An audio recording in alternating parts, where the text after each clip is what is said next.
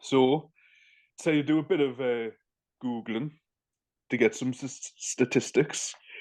It turns out 1 in 4 people in the UK have reported suffering from any form of mental health.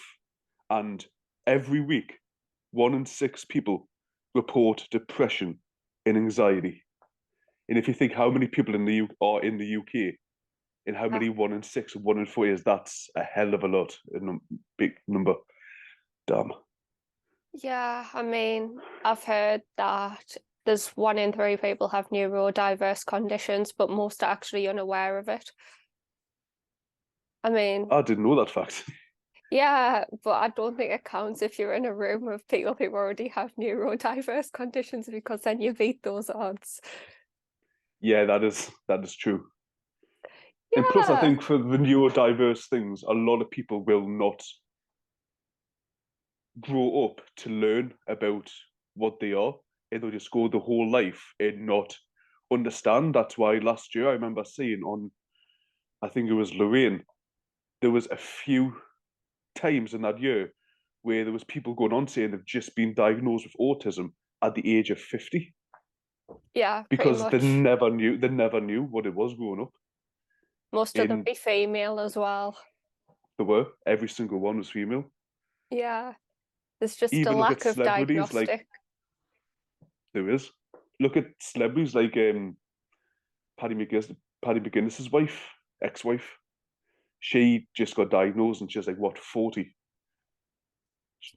but she said she had no idea until she read about it and she realized, hang on, this is what I've had all my life. Yeah, and they kind of keep saying like a lot of neurotypicals keep saying, oh, self-diagnosis is so wrong because what if you get the diagnosis wrong? But if you actually don't do the research, you've got no chance of actually getting towards a diagnosis for anything. Like that's the way it always has been. But for me, it was different because people around us had that knowledge.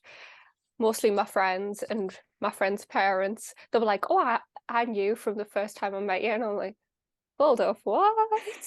Like, and nobody ever said anything, which is just weird if you think about it. But I never even come to the conclusion whatsoever. It was everyone around us who had the knowledge, but it was too little too late, essentially. I mean, I couldn't get access to the support by the time diagnosis actually came around. But I didn't Yeah, really need the support for it in a way because that wasn't an issue at all. It was just this thing that I had to live with, which didn't really cause any problems. It's kind of the anxiety that caused the problems, but the anxiety came full on when I was grieving. Like that's what got the issue and put it front and center. And I actually don't think it could have been just that anxiety. It's so hard because I'm performing all these realizations at the moment, having to look back into my history. Um, I think potentially my year of 2014 is what started with borderline personality disorder. But at the same time, if I look back further, there's also these little connections that were the lead up to that, which diagnosis is like 2 months away now. I mean, I'm anxious having to do that and go there by myself.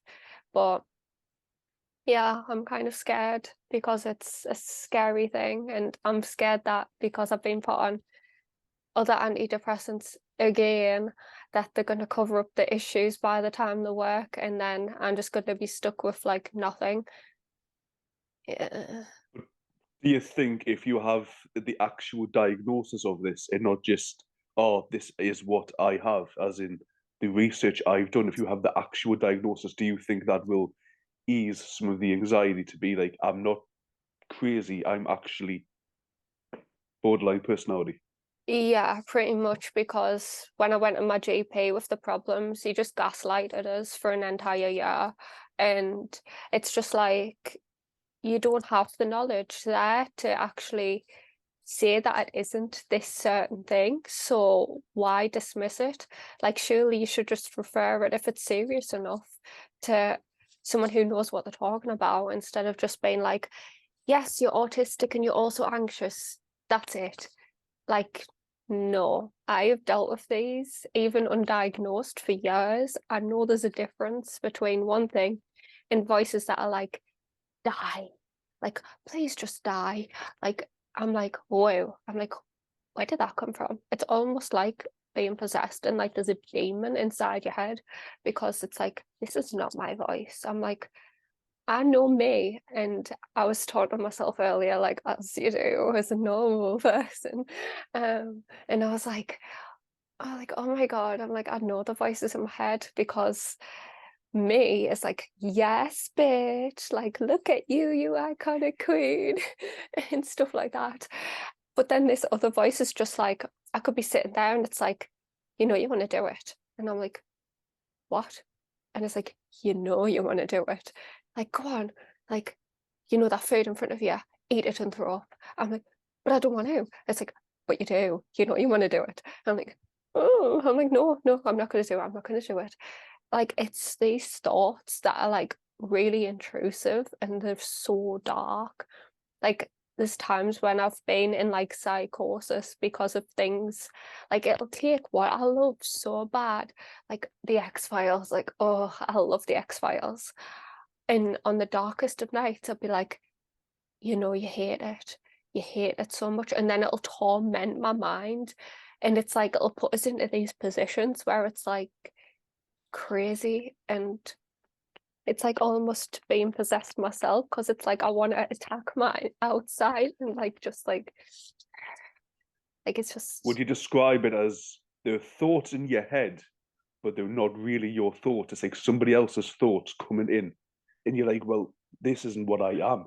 I know me, and it's just like someone else taking over. That's how yeah, you would describe it. yeah, it's like some days it'll be like completely what I would call normal and I'll be like chill. I'm like, okay, so I'm kind of numb to everything. And then there's some days where euphoria, where I will feel nothing, but I'll feel like amazing. Like there'll be no anxiety. There'll be like nothing. There'll be like no feelings, and I love those days. Like it's just so nice to be able to do things without the constant worry of like random thoughts. Um, but on the bad days, it's like delusions set in and paranoia. So there was times where it was like, you're not allowed to go to Newcastle. And I'm like, why aren't I allowed to go to Newcastle? Something bad's gonna happen. If you get on that bus, something bad's gonna happen. And I'm like, but I've been on a bus before. Like, what's the big deal? Something bad's gonna happen. Don't go. Don't go. And then I was with my friend at the time. I was like, it's telling us I shouldn't go. And she's like, do you not want to go then? I was like, no. And that's where it kind of started, things like that. And it was like, you don't want to go to college. I'm like, but I was fine at college yesterday that like, you don't want to go to college, everyone hates you. Everyone around you hates you. And I'm like, but they don't, and like it does. Like that's little things like that. It started building up and building up until it started like to take over. And it's kind of scary because each day you kind of have no idea who you're going to wake up as. Like I'll get little hints the night before of like what I'm going to be like the next day, but apart from that, it's just uncertain territory. Like one day I could be like, oh, like I want to do my TV show so bad. Like I'll be like, oh, I love it so much. It doesn't cause us any worry, it doesn't cause any anxiety. And the next day it's like, I want to quit. I can't do it. I can't do it. Like I'm gonna fail. I'm gonna fail. Everyone thinks I'm like got no talent, and all these thoughts come, and I'm like, that's so weird. Yeah. Well, having all that for a long time, that would slowly make you just more doubting of yourself, even though it's not true. Having those thoughts in your head, that'll be so damaging, an actual nightmare. And the fact that your doctor, how many times would you say you've been to the doctor complaining about this, and he's just passed it off as anxiety and autism? Um, I don't even know. I probably counting 16 or more times over the last year, but the first time that I went, it was kind of like, here's some antidepressants, that's it. And every single time it's like, well, these didn't work for you, so there's nothing that's going to work for you, so just try and get counseling. And I'm like, by the time, like, I was like, I don't think I'll be alive then. And it just was like, just shrugged it off. And this is what's leading to so many people, like on the bridge in the town centre. I think it's probably been 6 or more people on the bridge, like on the other side. And There's been a lot of it's reports just, recently. Yeah. honestly, and the lack of knowledge is doing this, because it's just constantly gaslighting people into thinking they're just crazy, and nobody believes it. Like nobody believes the truth, and you could be saying all these things, and they're just like, "Oh well, like what are we meant to do about it?" And you're like, "Help." That's where the system, yeah, that's where the system is failing massively. Like the mental health system, the crisis team, and all that. There is a big lack of understanding in mental health when it comes to the people who are there to actually help you. Like they'll just pass it off, or they'll throw drugs at it at any chance they get, as long as it's not their problem.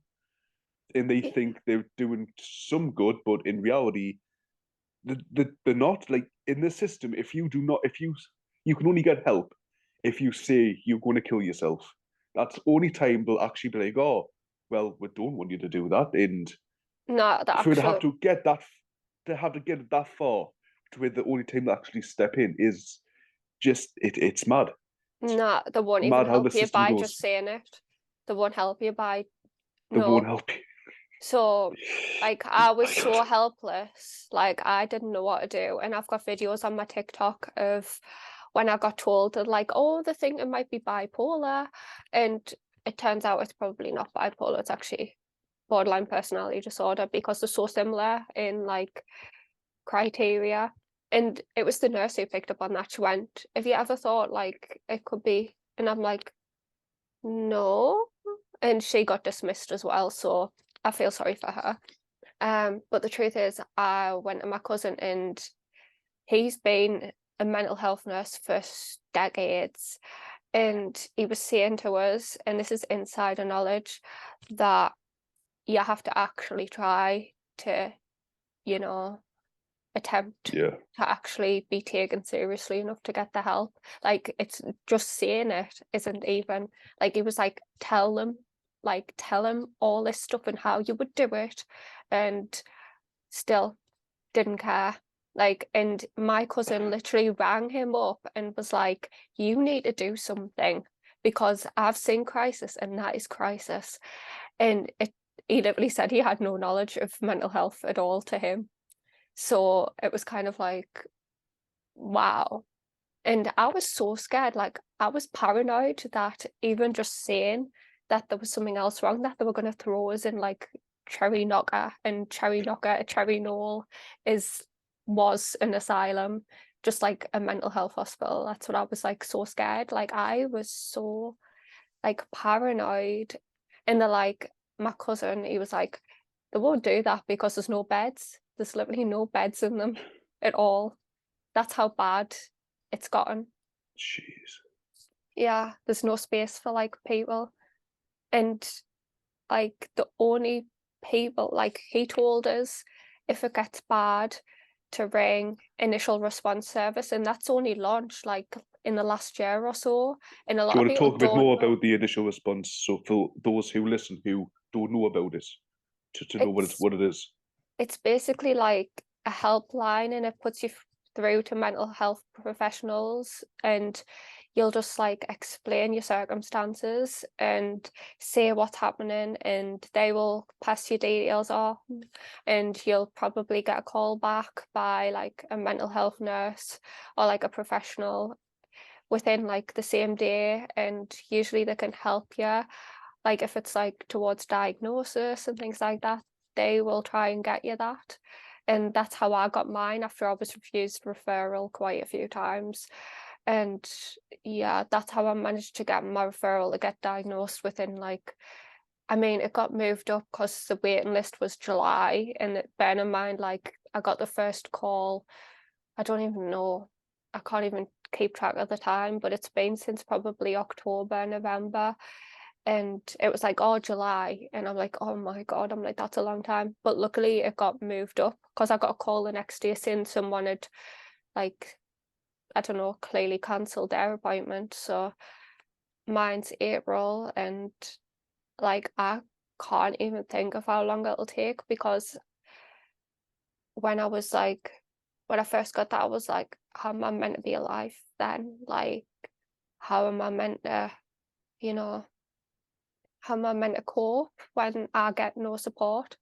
I mean, I see the mental health nurse like once a month, and I get 45 minutes, and it's just like, it's not always enough, because you're just like, how am I supposed to like talk about all these things when I have so many issues coming from like certain areas? But in my last session, it's kind of dug up quite a lot about my past, and my leg's shaking right now, like it's literally shaking. Um, about my childhood, and God, that hurt. Like it just, I keep having like all these psychotic episodes, and I've managed to prevent a few, but it is so like, it is so scary, because you just don't know what it's going to tell you to do, and you don't know how to necessarily stop it. I've been given all these tips when I've like called IRS a few times, because I just like, I didn't know what to do. Like there was just like, it's like nobody gets it. Nobody understands. You can like talk to people about it, and they're like, oh, I just don't get that. And it's just like, they're like low frequency. So like music, art, things that can just like, they're not very visual, because that can make it worse. And for me, as stupidly as it sounds, fountains, like I have literally been looking at the last fountain slash water mill thing that's in Metro Centre, and I just been like looking at the details and visualizing it, counting little things, and it helped a lot. And that's what preoccupied my mind, because I was just constantly thinking about the little details of it. But that managed to stop things. I mean, Audible's been kind of like a savior, unless I've been like, you know, unless part of my hallucination is part of what I'm reading, which was, oh, it's a nightmare. Like I just wanted to listen to Bucky F and Dent, and it was just like, because it's read by David Duchovny, it was like putting it in the same category as the X-Files, and it wouldn't let us. And I'm like, oh, I'm like, this is a nightmare. But So the you're thing, trying to enjoy the book, but because it's David Duchovny and it's X Files, and they're telling you you don't like X Files, it's like you find it hard to like connect with it. yeah, it was just so bad. Like, I mean, eventually I managed to just like sleep, I think. Like sometimes I feel like I'm just knocked out of it. Like if it gets, like it depends on the trigger and what triggered it. But like the time that I was ill, that was just a bloody nightmare. But like I just ended up out at one point, and it was just, oh, it's just nice when you can just, like, I would rather be knocked out. Like that is the levels of like pain and torture that it is. It's just like, yeah, that sounds actually very appealing right now. Like, yeah, Jeez. gladly. Yeah. Would you say talking to it to someone with actual knowledge would it helps you? Would you say these sessions with the mental health nurse have helped you through it, or would you say they've increased your anxiety about it? A bit of both, because diving into the past is kind of like bad in a way, because I have a lot of repressed memories that have formed, and it's confusing to us, because I'm like, I used to be able to remember loads about my childhood, and then when it came to about 2018, gone. Like loads. Like I can remember all the bad things, but I can't remember the good things anymore. But like eventually in my dreams it started appearing like certain memories, and I'm like, okay. I'm like, why is my brain attached to like Metro Centre? Like old Metro Centre. And I'm like, why? I'm like, why is it attached to it? And then I've had to like slowly try and work, and I'm guessing that was my happy place as a kid. Like that's why my brain's connected to it so badly. And that's trying to remind us that there was good things and it wasn't all bad times. I don't know. I can't comprehend it, but I did. And I know that I was like, as soon as I saw this last night when I was scrolling through Facebook and searching, like I've been literally avidly searching for things to make sure that it wasn't just like a fake memory. This, I saw that as a kid, and it was one of the Oh, the last Midtjylland. things. And I'm like, I am not crazy. Oh, wow. That did exist. Like that made us feel so much better last night. But yeah, I don't get why it's attached to that, but I guess I did have good memories there from what I can recall, even though some things are slowly coming back to us. But yeah, I don't, diving in all the bad things isn't going to be good because it's going to put them at the front of my mind, especially if they're found again. And I don't really want to be thinking about like 10 years ago, everyone thought I was a lesbian and bullied us for being a lesbian. Like that doesn't bother us anymore because I am proudly myself, even though I'm not a lesbian. Like, no. But yeah, I don't think about things like when I found them group chats where people were being pretty mean from like that time, and I'm like, I didn't want to know that. I had no memory of them. Like I had like no recollection that it ever happened. And it's like, wow, what? But yeah, it's kind of bringing up things that I don't want to know. And I purposely have them so buried under the surface that it's just not there. And I don't want them coming back because then I'll end up with more problems than when I started. Yeah. So these kind of like the bad memories that you see you don't want to dive into. Do you not think that maybe if you talk about like say you remember something that you call really bad that you've repressed, if not, would you say talking with it to someone who understands? Would you say that would help in a way with it to be like get clarity on the situation, or would you say just you don't want to access them whatsoever because you know even if you talk to someone who understands, like the mental health nurse, you just know there's no help in the situation. Um, I don't know, it's hard to explain, but like if I rake through like the bad memories, the pain will, because it's still there, will Yeah. it'll come back to the surface, and I don't want that because I was like, I don't know when it was. I think it was last week. I was crying my eyes out about 2014 because things had been brought up, and I remembered where loads of my pain came from, and yeah, I don't want that at the surface because it hurts and it'll never not hurt no matter what I do, because nobody tells you how to grieve. Nobody prepares you for grieving. Nobody prepares you for anything like that and what comes of it. And having that at the surface again, I don't want that because I will never get closure. No matter, I've tried everything, and I know I'll never get closure on certain things, and that really hurts. And I'm not gonna cry because It's okay. It's okay. yeah, because I remember when you said like last week when you mentioned about your mom's friend, and as soon as I saw the word coffin, I remembered a memory that I forgot, and it wasn't nice. It was just I got the visual of what I saw back then when I was 14, and I don't want to see that ever again because as far as I know, I can just live in a world where it's just where it doesn't feel real, and I'd rather that it doesn't feel real than seeing that it was real because yeah, it hurts.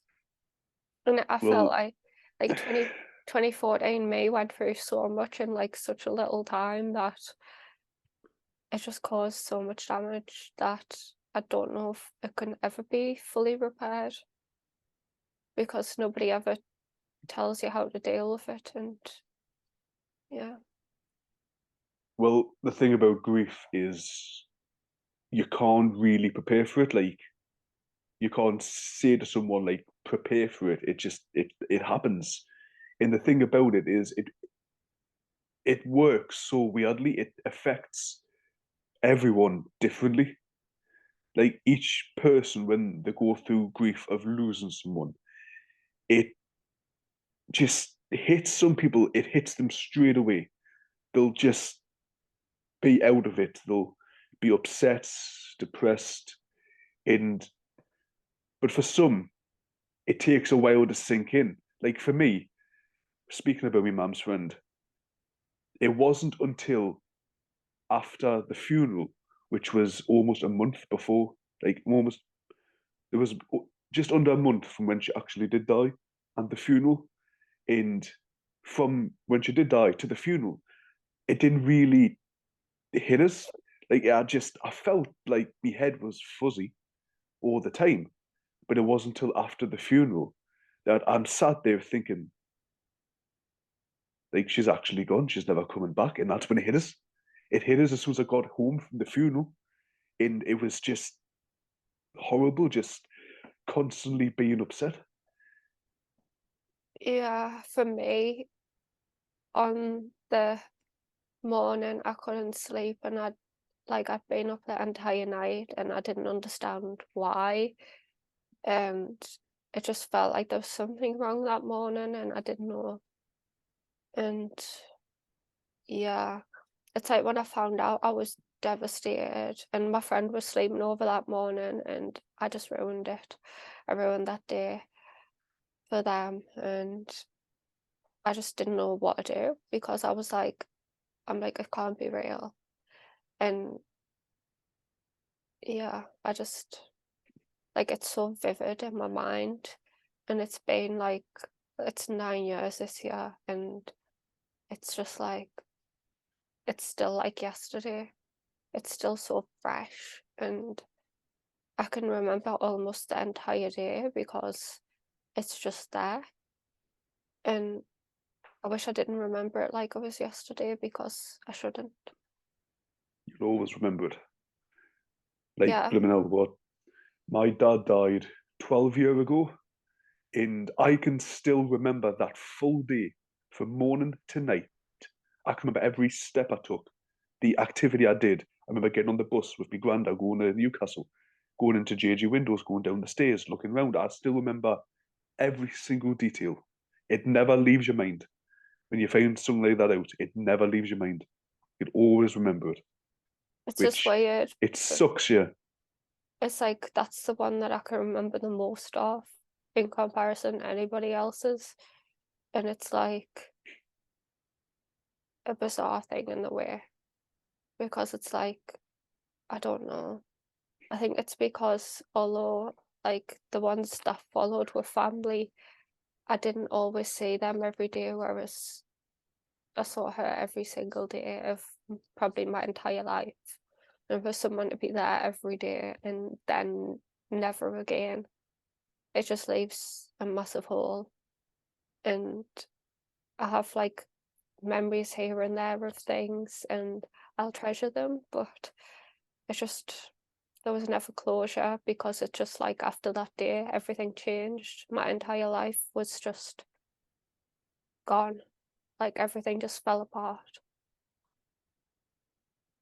And a lot of people are just like, be happy and like they're like, oh, your life's just so perfect. And people say that to us. They're just like, you should be happy you're getting every single thing you want.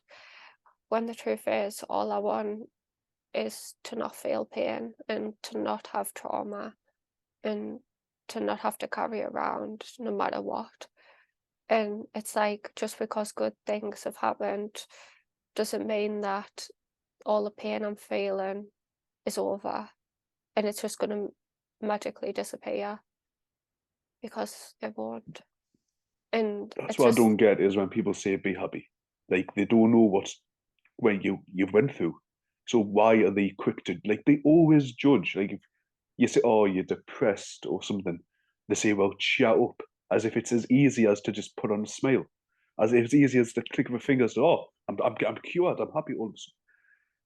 They need to stop like the judgment, and just don't stop. Just stop saying be happy. You don't know what people are going through. So don't, Yeah, if you see someone who's upset, don't just say be happy. Blim say like what's wrong. Listen to them instead of yeah, automatically jumping to conclusions, which will oft always make things worse. yeah, it really does. And a lot of people don't understand that. Like, it's better to kind of ask. Like, people are just like, oh, just stop crying, stop doing this. But like, listen to what the person's actually saying. This is like the root. Like, it starts with people around you listening.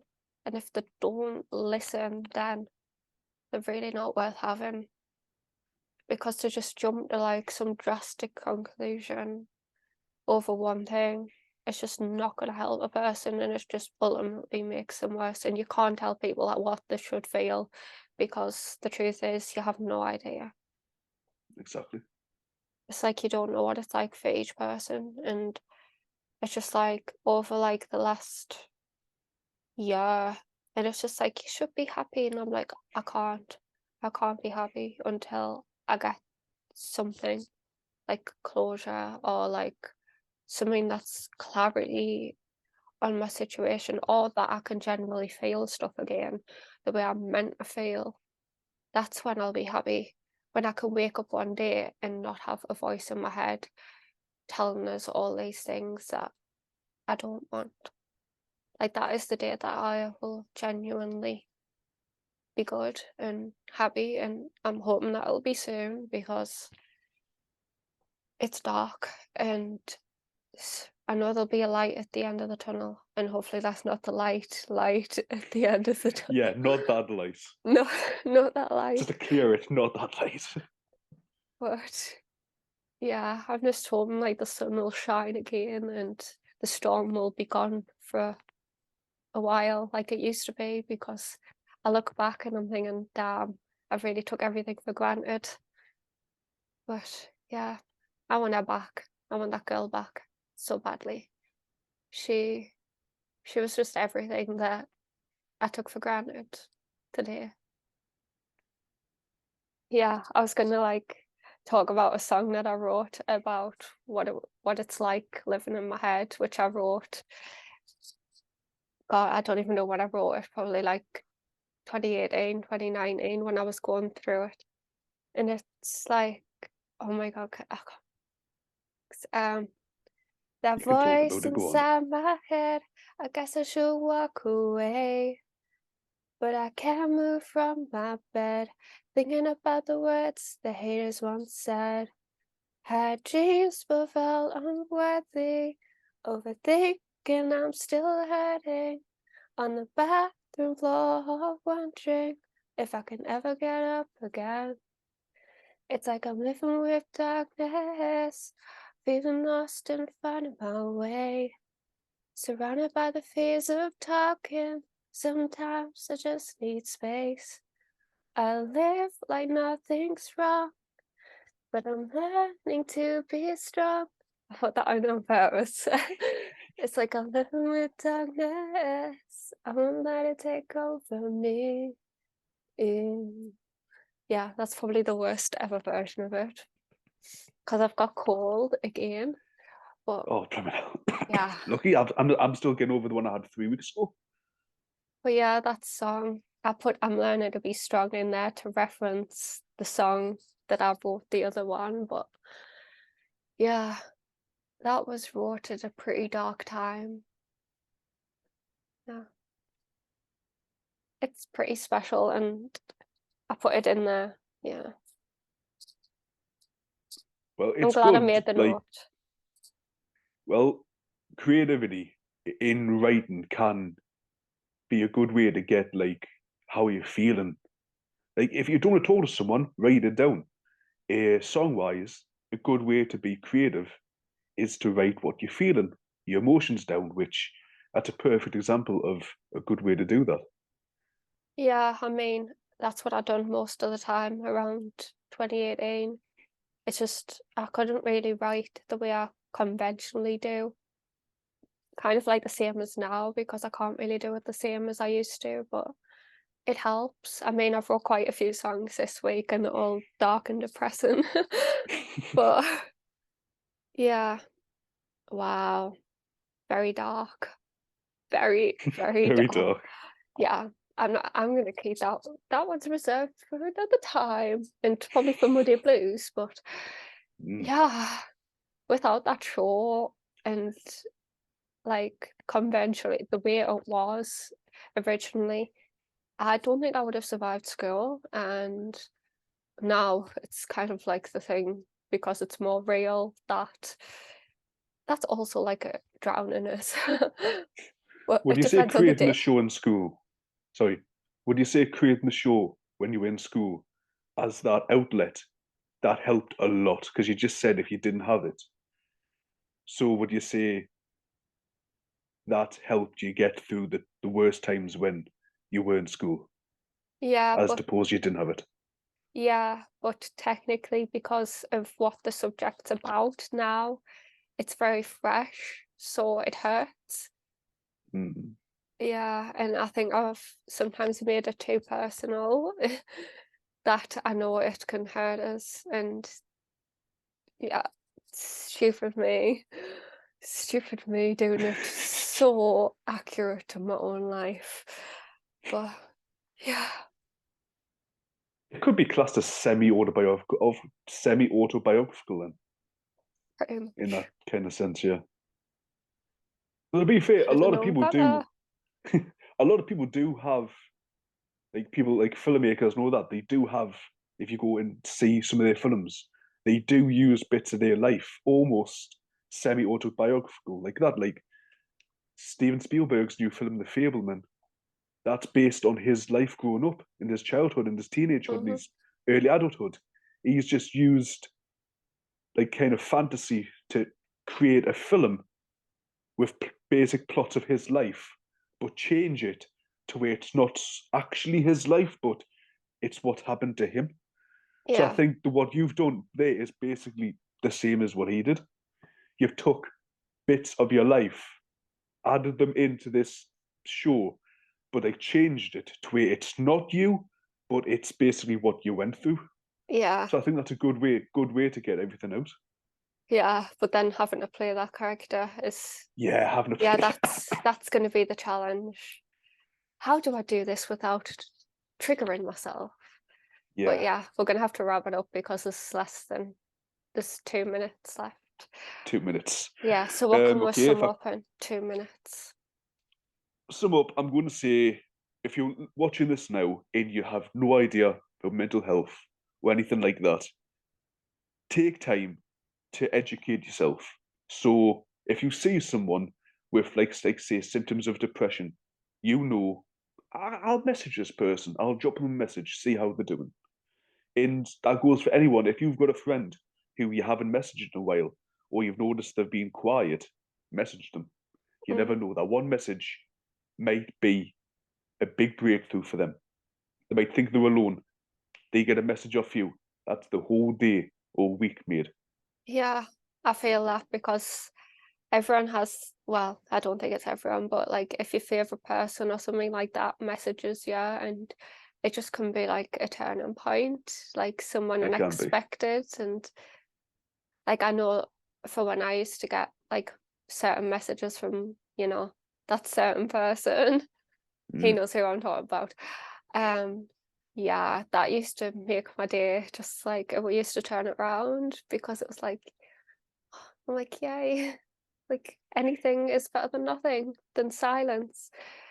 So yeah, message people, talk to people, just like reach out. Yeah, less Yeah, than a yeah. minute. That's do you want to wrap this up? Say Yeah, outro, say goodbye. thank you for everyone watching. And if you need help, reach out to people, reach out to IRS if you need help because it'll get you somewhere, I promise. And not every day is going to be the same. Yeah. Perfect. Thank you for watching. Goodbye. Bye. Bye.